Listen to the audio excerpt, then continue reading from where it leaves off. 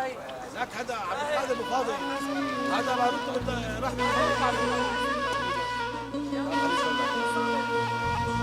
اسماعيل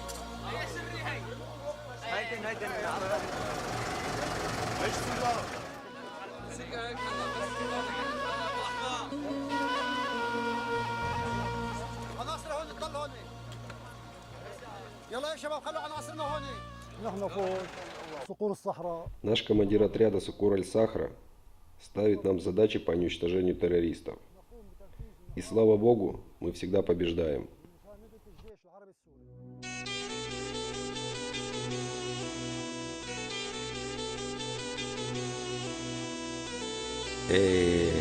لك الله يسعد لي صباحك. الله يسعد لي صباحك يا بيت الكل يا سوريا. صباح الخير.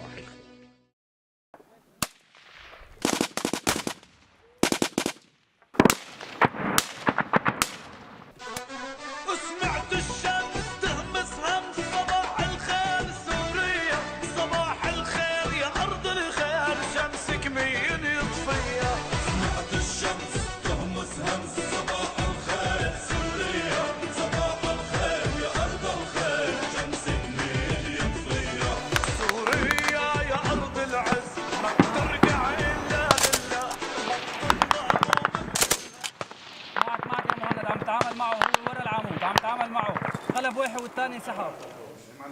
السلاح الفعال قالت ايه على المدى اشتغلوا على 23 خلوا يطلعوا. Господин Айман Джабер проводит встречу с бойцами и офицерами отряда, на которой обсуждаются вопросы жизнедеятельности подразделений, общие задачи и планы на дальнейшее. Отмечаются и поощряются лучшие подразделения и бойцы. На подобных встречах также разбирают прошедшие боевые операции и в общих чертах намечаются будущие.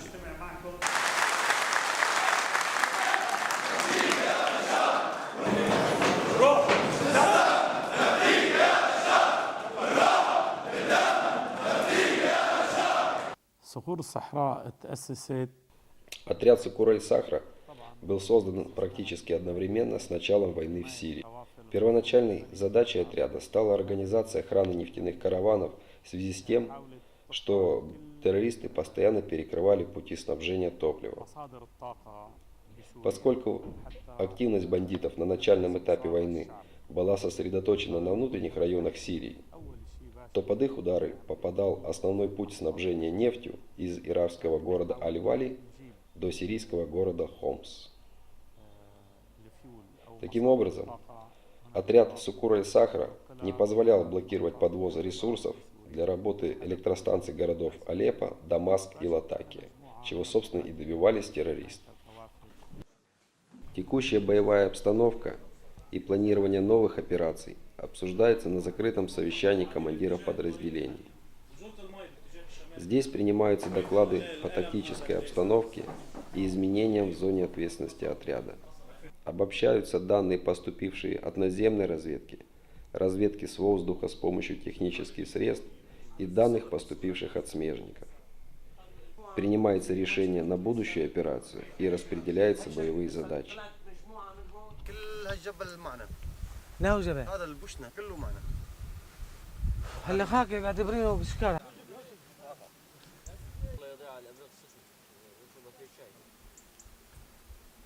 Задачами отряда Сукур-аль-Сахра является освобождение от террористов и последующий контроль ключевых точек, расположенных в горах и населенных пунктах провинции Латакия. А в будущем это освобождение всей территории Сирийской Арабской Республики. Мы ведем борьбу с такими террористическими организациями, как Джабхат ан-Нусра и Исламское государство Ирака и Леванта.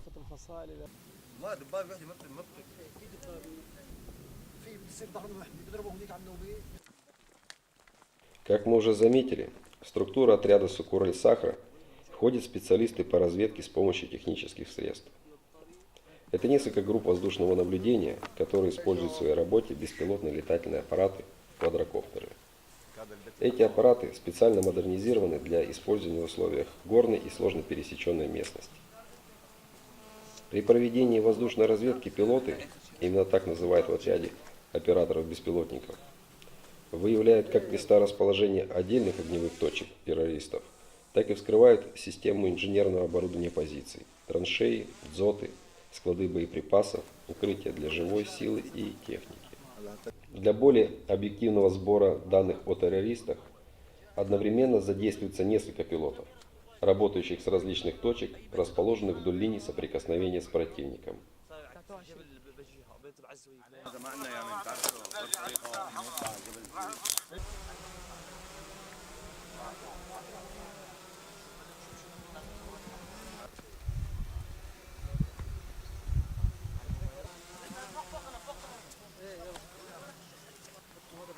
После проведения воздушной разведки сведения о местах скопления террористов, а также их инфраструктуре обобщаются и используются как при внутреннем планировании, так и передаются в качестве целеуказаний частям регулярной сирийской арабской армии, а также представителям воздушно-космических сил Российской Федерации.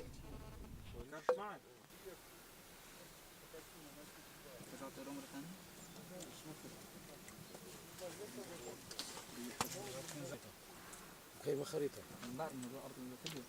اللي اخذته انا مذكر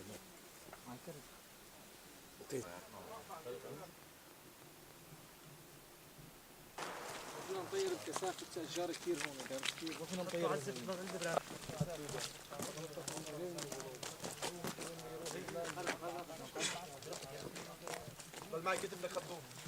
هون شفنا بهالدشمي. Сейчас мы с вами находимся в одном из многочисленных в этой местности вырубленных в скале схроне убежища, которые используют террористы. Эта местность была освобождена около месяца назад нашим подразделением. После боя мы нашли здесь 3 кровати, ящики с большим количеством боеприпасов к стрелковому оружию, теплое обмундирование, необходимое в горах, а также спальные мешки.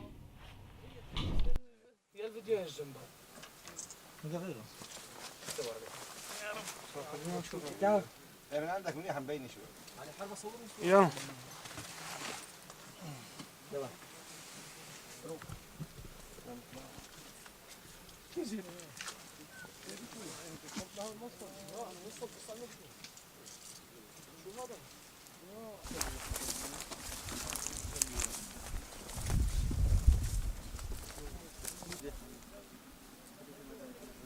هاي نحن كنا تحت دلوقتي.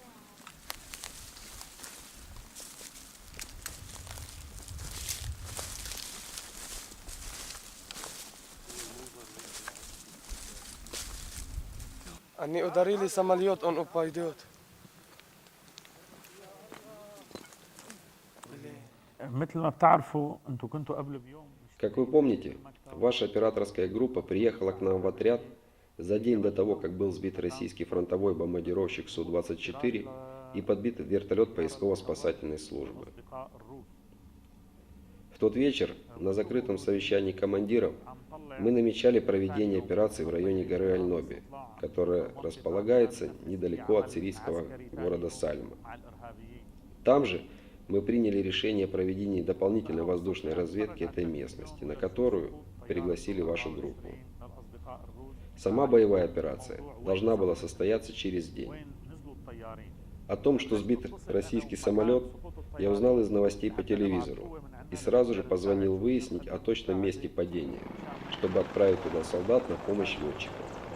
Но через некоторое время мне позвонил офицер из группы охраны и сопровождения специалистов воздушной разведки и доложил, что наблюдал аварийную посадку российского вертолета на склоне горы Аль-Ноби. Получив эту информацию, я отдал распоряжение одному из командиров отряда Сукорли-Сахра немедленно выдвинуться к вертолету и обеспечить огневое прикрытие его экипажу. После этого я стал созваниваться с командованием российской базы для того, чтобы узнать, что произошло. Когда мы вели наблюдение в горах, мы видели, как российский вертолет совершил аварийную посадку на территории противника. Наш командир поставил нам задачу спасти этих военнослужащих и помочь им выйти из опасного района. Я был связующим звеном между российской базой и экипажем вертолета и отправил 2 группы для их спасения.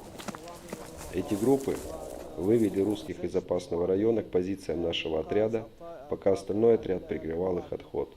حكيت مباشرة Я дополнительно отправил группу спецназа отряда Сукор-Аль-Сахра в количестве 40 человек в помощь группам, уже ушедшим на Аль-Нобе, поскольку известно, что эта гора хорошо укрепленный район, занятый террористами. Благодаря оперативно налаженной связи мы смогли обмениваться с российским командованием важной информацией. В частности, мы оговорили пароль для встречи, чтобы сирийские солдаты смогли подойти к вертолету, а русские узнали, откуда идет помощь.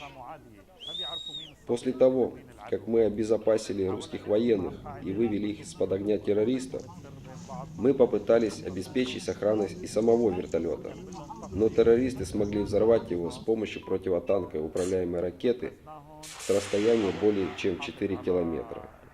Эта дистанция оказалась недостижимой для нашего оружия. После возвращения экипажа вертолета и аварийно-спасательной группы, а также сирийских солдат на подконтрольную нам территорию, я пригласил русских к себе домой, чтобы лично убедиться, что с ними все в порядке и они не нуждаются в какой-либо помощи. Слава Богу, с ними оказалось все нормально, и после этого я отвез их на российскую базу. И вы, военные корреспонденты, были свидетелями этому.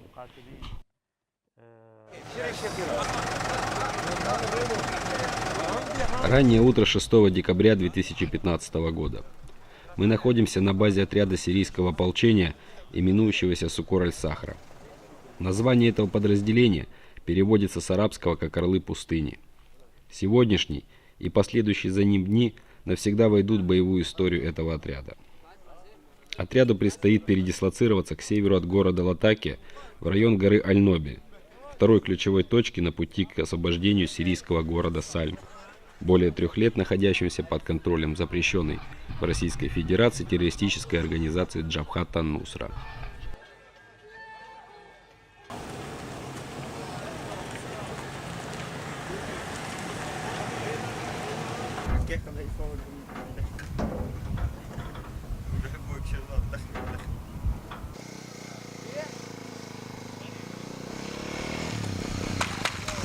Гора Аль-Ноби высотой более 500 метров представляет собой хорошо укрепленный район обороны, изрытый километровыми траншеями, подземными ходами, убежищами и заранее подготовленными складами с боеприпасами. Аль-Ноби за несколько лет превращена террористами в естественную крепость. По замыслу командования отряду Сукор-Аль-Сахра предстоит провести разведку боем. Для этого необходимо, скрытно выдвинувшись вглубь территории, занятой врагом на глубину более 10 километров, создать у противника уверенность в начале общего наступления и таким образом вскрыть систему обороны на высотах, которые находятся левее горы Аль-Ноби. Уходя вглубь территории врага, первые взвода Сукор-Аль-Сахра берут с собой только легкое стрелковое вооружение и одноразовые гранатометы. Остальные взвода будут нести на себе крупнокалиберные пулеметы на пехотных станках, боеприпасы к ним и обычные стрелковые боеприпасы для ушедших вперед подразделений. После проведения контроля местности на маршруте следования передовых подразделений на заранее разведанные огневые позиции вдоль дорог выдвигаются и занимают оборону расчеты крупнокалиберных пулеметов, установленные на внедорожниках с легким бронированием.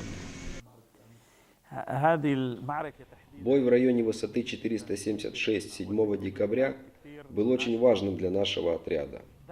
В первую очередь потому, что ранее мы участвовали в операциях вместе с другими отрядами сирийской арабской армии при поддержке средств усиления, артиллерии, танков или авиации. И люди, имеющие отношение к армии, поймут, о чем я. Но в этот раз отряд Сукор-Аль-Сахра работал как самостоятельное подразделение, выполняя специальную задачу, не характерную для нас.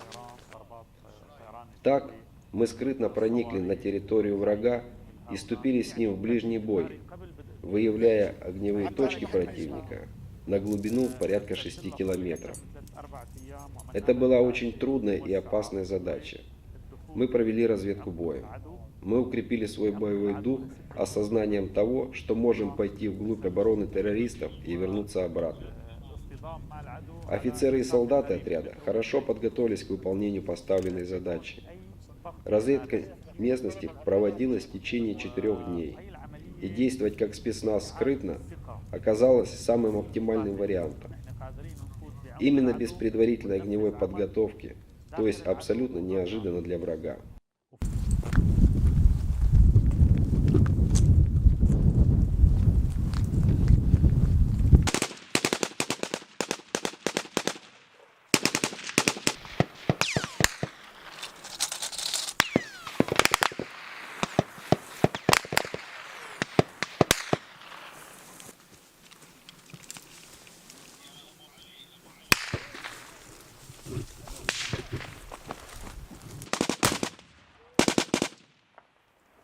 قذيفي يلا جهز لوحدي جهز لوحدي.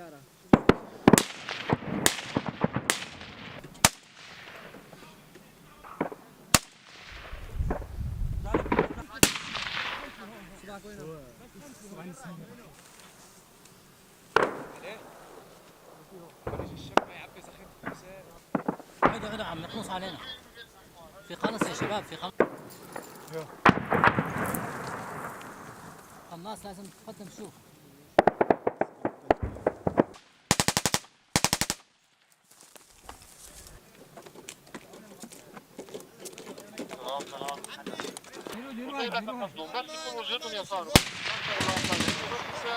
يا رائد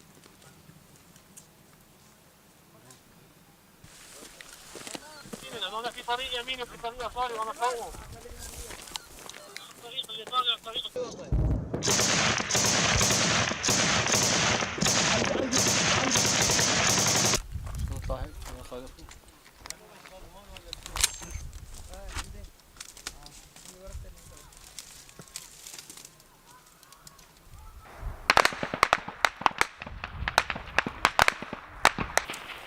محتمل يلهونا من هون ودوس العالم مفروض.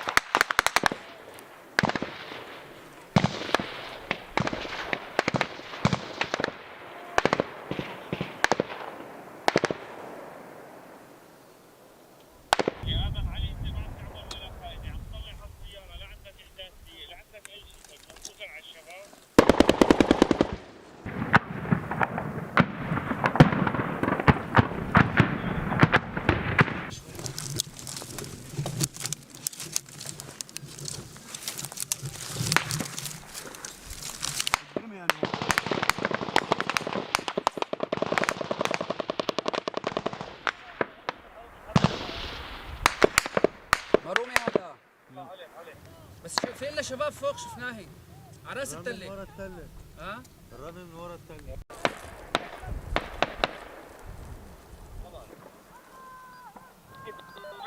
لبيك يا علي! لبيك يا علي!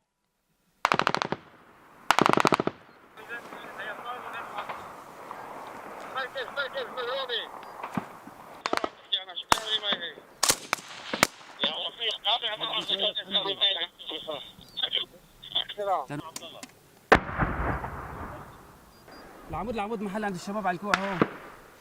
عمودين طالعين هيك.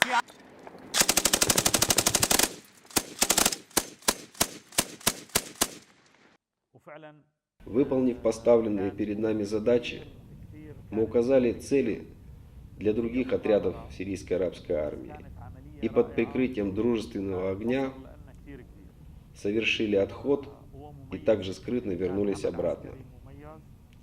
Я считаю, что наше основное послание террористам доставлено, и оно звучит так: вы не сможете спать ни днем, ни ночью, иначе мы вернемся обратно. Я считаю, что мы победили в этот день.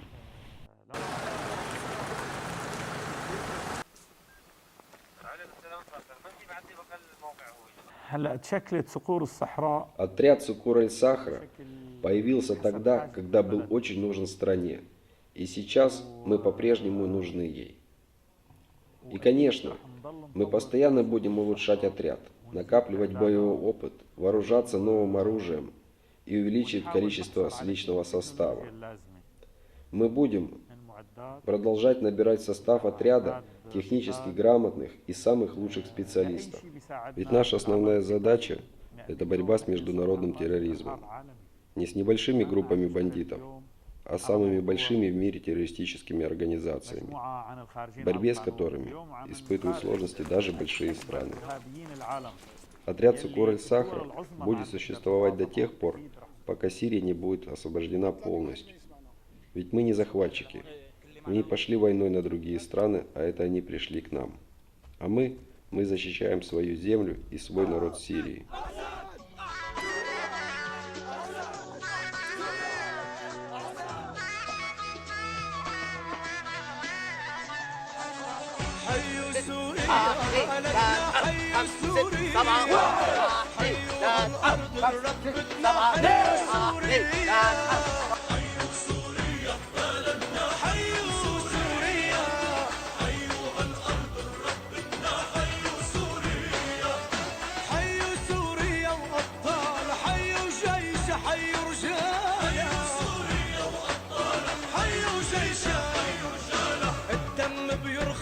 كرمالها والله سوريا الدم بيرخص كرمالها